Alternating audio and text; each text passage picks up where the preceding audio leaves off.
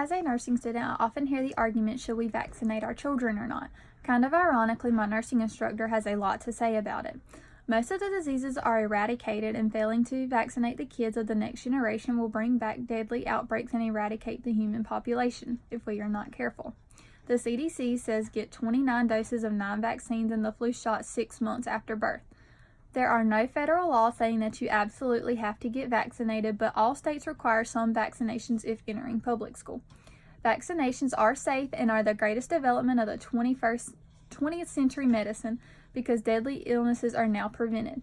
Major medical organizations like CDC, FDA, IOM, AMA, AAP, UNICEF, HHS, WHO, NFID, and AAFD says vaccines are very safe. Vaccines are 90 to 99% safe and effective. Vaccines save 2.5 million children's lives. Now that I've told you about medical organizations approving of vaccines, I would like to talk to you about how vaccines affect future generations. It protects the future. A vaccinated mom protects her unborn child from viruses that could cause birth defects. It is less likely for an outbreak of a disease to happen if a good number of people in a population are vaccinated. Vaccinated communities eliminate diseases for future generations. Vaccines have eliminated smallpox altogether and have come very close to eliminated other diseases like polio. First, we talked about medical organizations approving vaccines, and then I told you about how the future generations need vaccinations. Now I would like to discuss how vaccines save time and money. Vaccines do not cost much in time or money. Catching the disease and needing time from work to care for a sick child or needing time off from school does cost a lot of time and money. CDC says it costs about $222 to $1,456 to care for someone with the flu. The CDC also says it costs an additional $300 to $4,000 in medical expenses.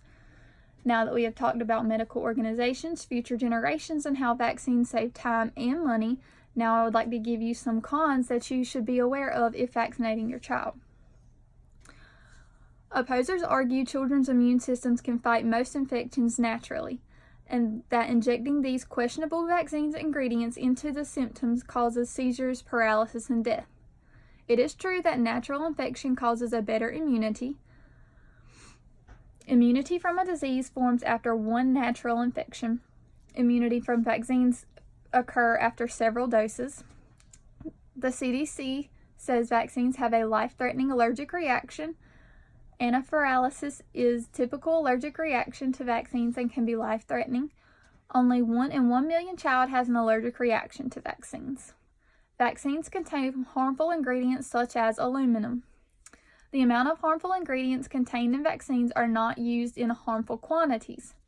The amount of aluminum in vaccines is less than the amount of aluminum in breast milk or infant formula.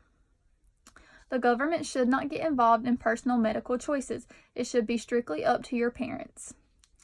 I hope to successfully explain most or all medical organizations approved of vaccines, that getting vaccinated now affects future generations, vaccines save time and money, and the cons of getting vaccinated, but the pros you get out of the cons. The only vaccines that are not required to enter public school in North Carolina is PCV, hepatitis A, and the flu shot. DTaP, IPV, MMR, and varicella is required in all 50 states to go into public school. I strongly believe in vaccinations. There are proven to be more pros than cons, and there's even good that overrides the opposers' cons.